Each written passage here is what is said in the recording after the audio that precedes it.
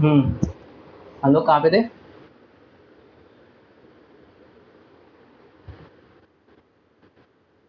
हम्म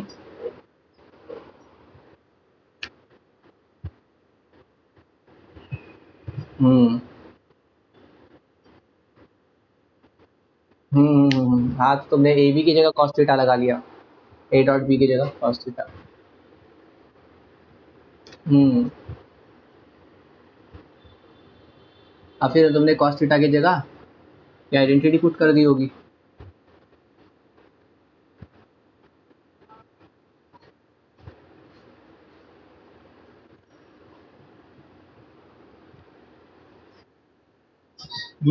हाँ, 1+1 मैंने 1 लिखा था।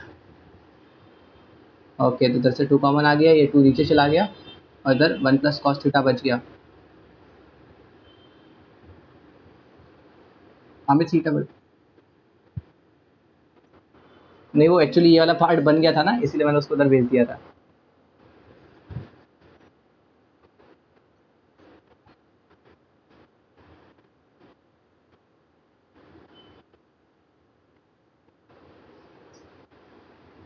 तुमने इसकी जगह कॉस थीटा की जगह लिख दिया 1 प्लस।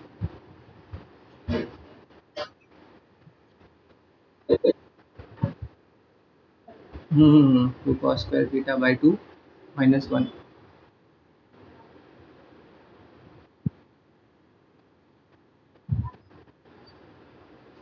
ये तो बाहर लो।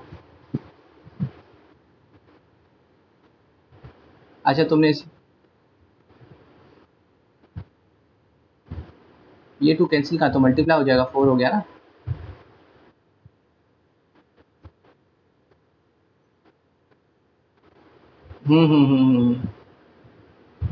2 + 4 cos² थीटा बाई 2 -2, ये आगे वाला और ये वाला कैंसिल कर दिया। इधर a प्लस बी,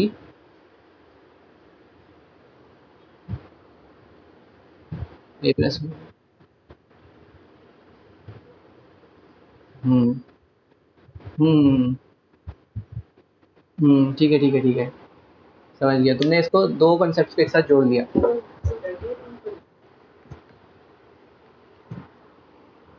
जानवी, तुमको समझ आया क्या?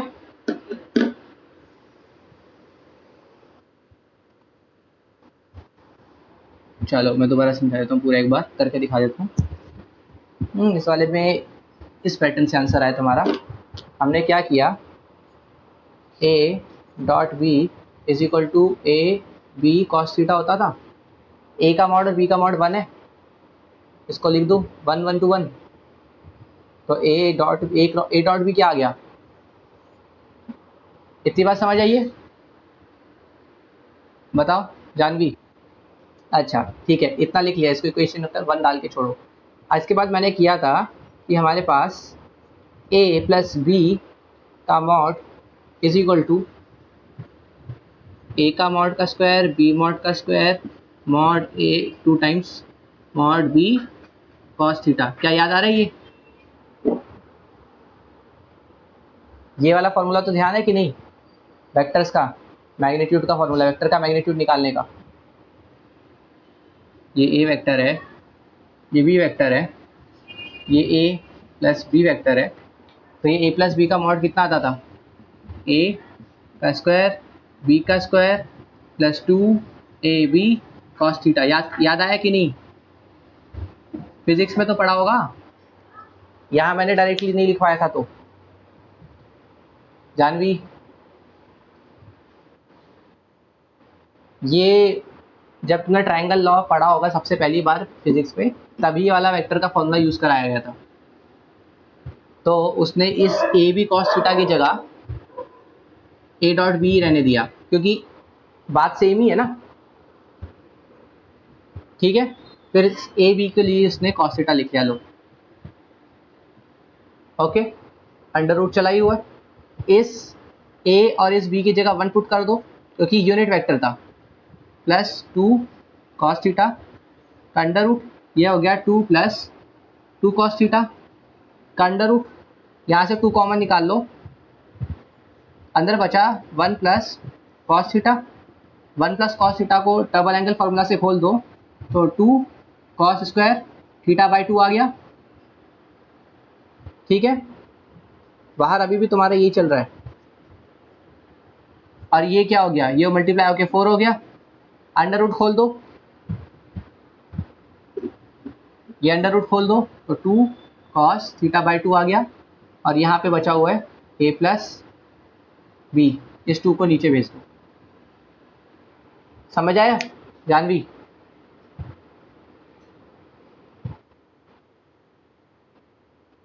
यहाँ से 2 कॉमन निकाल लिया था। 1 प्लस कॉस 2 थीटा क्या होता है, 1 plus cos 2 theta is equal to 2 cos square theta होता है कि नहीं होता? ये फॉर्मूला तो याद है कि नहीं? तो मैंने उसी फॉर्मूले को इधर पुट मारा है बस, और यहाँ पे थीटा था तो यहाँ पे थीटा बाई 2 हो जाएगा। ऐसे निकला है।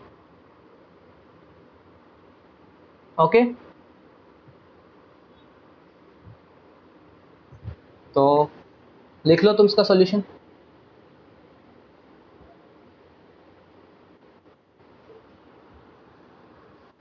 तो इन क्वेश्चन में मेन हिंट ये है कि तुम क्वेश्चन को जब भी सॉल्व करने की कोशिश करो तो पहले ही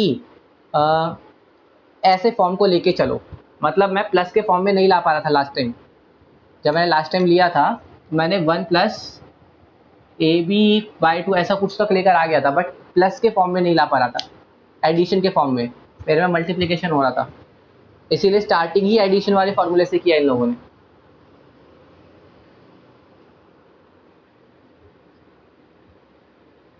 इसको नोट कर लो, इसको ना भी लिखोगे तो भी चलेगा, कोई दिक्कत नहीं।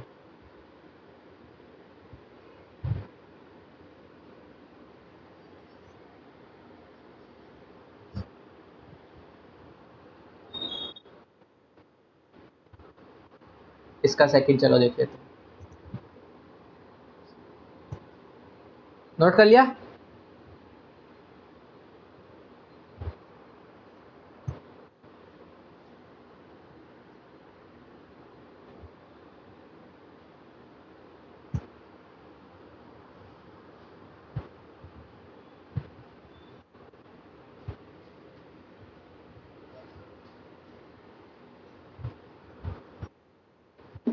ओके,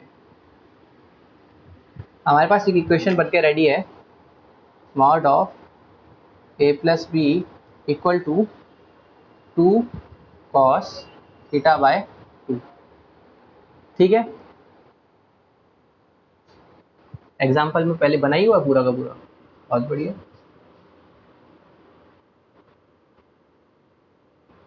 अब इन्होंने इसको साइन में कन्वर्ट किया रहेगा, और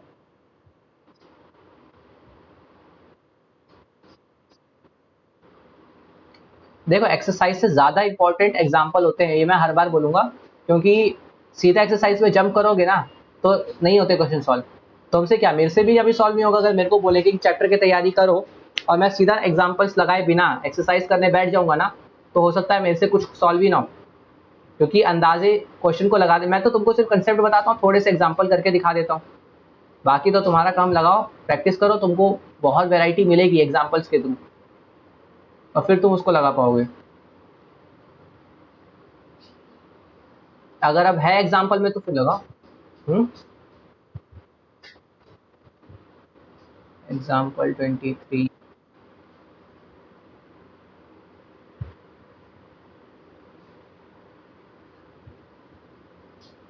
if a dot b is equal to a dot c, either a equal to 0 और b equal to c और a is perpendicular to। ठीक है, चलो इसको इरेज कर रहा हूँ, यानी भी तुम एग्जाम्पल से देखना। बस एक हिंट दे देता हूँ, अभी भी स्टिल हिंट दे रहा हूँ कि तुम्हारे पास ऐसा रहता है x plus y equal to 5 रहता है, तो x माइनस वाई निकालने का तरीका पता है? स्क्वायरिंग करो और प्लस माइनस कर दो, इधर plus minus x square y square, sorry 2xy को प्लस 2xy को माइनस करते थे, वो एक पैटर्न लगाओगे तुमको ये वाला आंसर साइन में चेंज होता हुआ दिखाई देगा, और घूम फिर के तुम्हारा a माइनस बी का मॉड 2 साइन थीटा बाई 2 आ जाएगा। ये बता देता हूँ। इस तरीके से तुम स्क्वायरिंग करते हो, फिर एडिशन सब्ट्रैक्शन करते हो, फिर वापस अंडर रूट लेते हो। इस पूरे पैटर्न को रिपीट करोगे। ये तुमने 11th में 10th में दोनों जगहों पे देखा होगा। चलो एग्जांपल नंबर 23।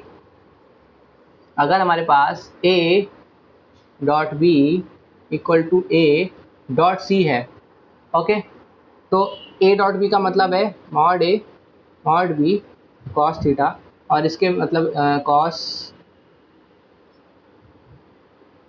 थीटा 1 लिखता हूँ, ठीक है, क्योंकि इन दोनों के बीच में कोई एंगल होगा। Mod a mod c cos theta 2। इसमें सबसे पहला केस ये दोनों बराबर हों, इसका सबसे पहला केस ये है कि थीटा 1 और थीटा 2 बराबर हों और 90 के बराबर हों। अगर ऐसा केस होता है तो mod a into mod b into zero, mod a into mod c into zero, zero is equal to zero, ठीक है। अगर थीटा 1 भी 90 और थीटा 2 भी 90 है, इसका मतलब क्या हो गया, a is perpendicular to b, a is perpendicular to c, मतलब a जो है वो b माइनस सी के परपेंडिकुलर है। मैंने माइनस इसीलिए लगा दिया क्योंकि यहाँ पे b माइनस सी छोड़ो, तुम b प्लस सी भी लिख सकते थे। हो ये रहा है कि b माइनस सी और b प्लस सी इन दोनों के पैरेलल, यानी कि इस पूरी चीज के प्लेन के पैरेलल, तुम b माइनस सी निकालो, b प्लस सी निकालो, कुछ भी निकालो, ये सब के सब एक ही प्लेन में लाई करेंगे ना, और a पूरे प्लेन के परपेंडिकुलर है। ओके, क्या ये बात समझ आ रही है? ओके, हमने पहला वाला केस देख लिया कि दोनों के दोनों परपेंडिकुलर हो सकते हैं। अच्छा, केस नंबर 2, इसको नोट करने के बाद ऐसा केस बना लिया हमने। अब केस नंबर 2 कर लो। Case number 2, mod a mod b cos simple a dot C A dot B equal to A dot C अगर हो रहा है, इसका मतलब ये तो क्लियर है कि या तो b और c एग्जैक्टली बराबर है। ये वाला केस तो बहुत इंट्यूटिव केस है, काफी क्लियरली दिखाई देता है कि या तो b और c आपस में बराबर होने चाहिए। ठीक है, हमने दूसरी वाली चीजें प्रूव कर दी। और तीसरी चीज ये है कि a का मॉड b का मॉड इज इक्वल टू, इधर a का मॉड मल्टीप्लाई हो रहा है, इधर c का मॉड मल्टीप्लाई हो रहा है, और इधर कॉस थीटा। अगर ये जो a का मॉड है वो जीरो हो जाए तो LHS is equal to RHS zero is equal to zero हो जाएगा। क्या ये बात समझ आ रही है? ठीक है, कभी कभी तुम बुक में ऐसा भी देख सकते हो, बाई चांस कि ऐसा चौथा केस बना के दिखा दे कि मॉड ऑफ बी भी जीरो है और मॉड ऑफ सी जीरो है, क्योंकि ऐसे केस में भी इधर जीरो और इधर जीरो हो जाएगा। बट ये वाला केस एक्चुअली कवर्ड है, अगर ये दोनों इक्वल टू जीरो है मतलब दोनों आपस में बराबर है, तो ये इसी केस में कवर हो गया।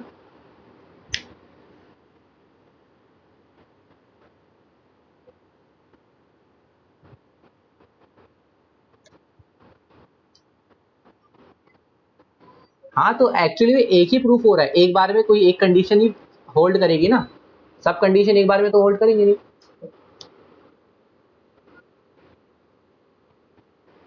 हाँ, तो एक बार मैंने भी तो वही किया, एक बार इसको प्रूफ किया परपेंडिकुलर वाले को। अच्छा, अच्छा, ना ना ना, वो तुम्हें सारे केसेस दे रहा है, इन सब केसेस में ये वाला जो कंडीशन है वो होगी, ये कंडीशन होती रहेगी। तो वो कंडीशन जब तक ट्रू रहेगी तब तक चलेगा।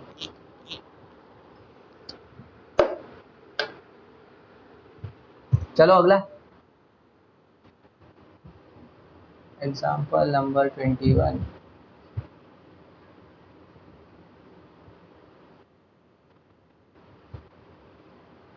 25।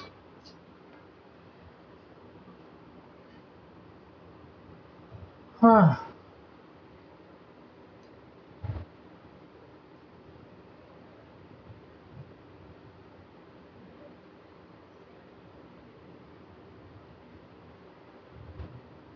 करता हूँ, चलो यहीं पर। एक्चुअली ये वाला बिल्कुल इंट्यूटिव सा केस है। जब तुम लोगों को मैंने LMN कॉस थीटा वगैरह सिखाया था तभी ये बात बताई थी।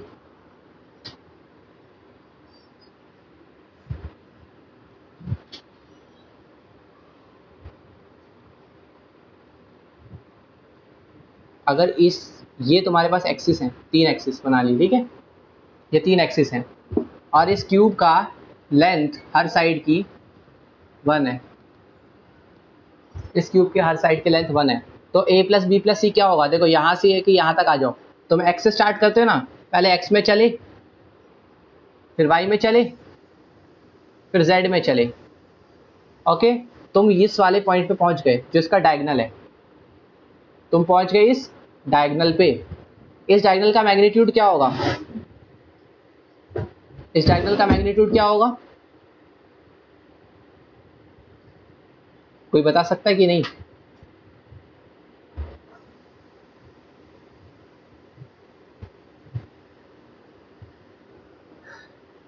नहीं ध्यान किसी को? ऑब्वियसली। अच्छा, और सिंस ये इनके मैग्नीट्यूड लिए जाते हैं तो a का मैग्नीट्यूड 1 है, b का मैग्नीट्यूड 1 है, c का मैग्नीट्यूड 1 है, तो आ गया √3। अच्छा, cos alpha equal to a upon d, ऐसा लिख लो। ये बात तो याद आ रही है, ये जो एंगल x के साथ बना रहा है cos अल्फा, ये a अपॉन डी होगा, a का मैग्नीट्यूड 1, d का मैग्नीट्यूड √3, तो cos अल्फा की वैल्यू आ गई 1/√3।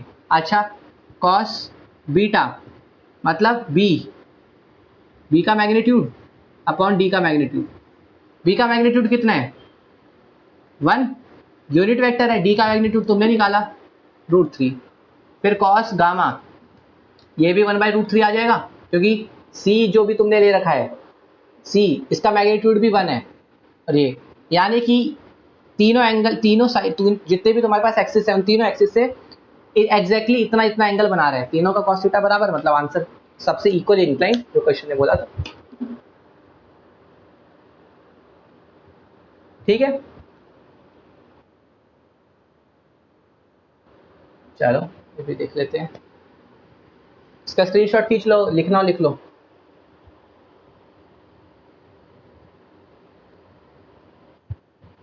ये तो बताया हुआ है मैंने, शायद पूजा ने मेरे से डाउट पूछा था, component of a along b, याद आ रहा है ऐसा कुछ?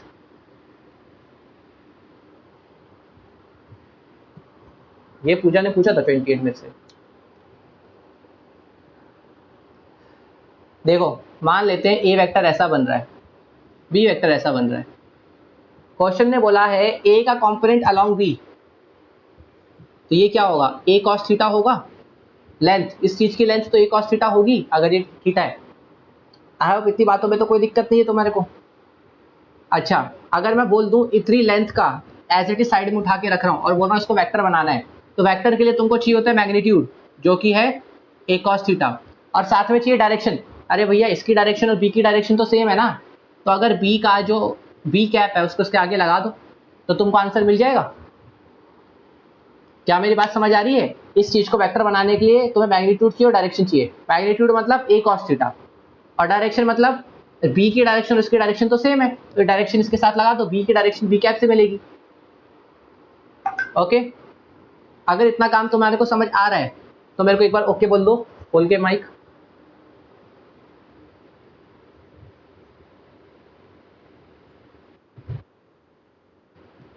क्या हुआ, रोए रोए क्यों आवाज आ रही है, नहीं समझ आया क्या?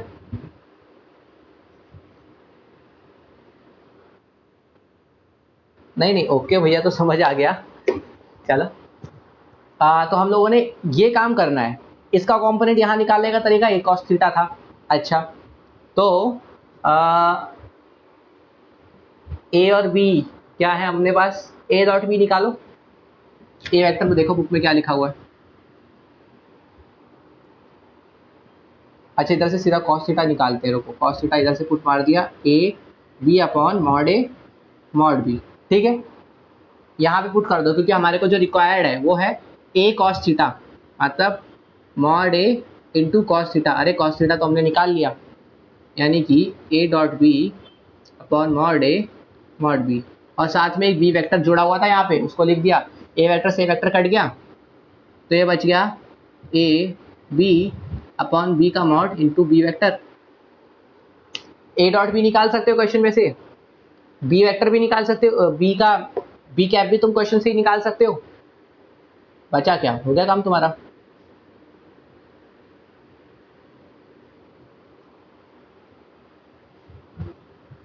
ए डॉट बी बताओ क्या आ रहा है तुम्हारा, 18। बी वेक्टर कितना आ रहा है, सॉरी बी का मैग्नीट्यूड 5। अच्छा, और डायरेक्शन ऑफ बी, बी का डायरेक्शन कैसे निकलता है, बी वेक्टर अपॉन उसका मैग्नीट्यूड यानी कि 5। ये तुम्हारा आंसर है। रिक्वायर्ड वेक्टर को अगर मैं आर वेक्टर बोल दूं तो ये तुम्हारा आंसर है। समझ आया कि नहीं आया।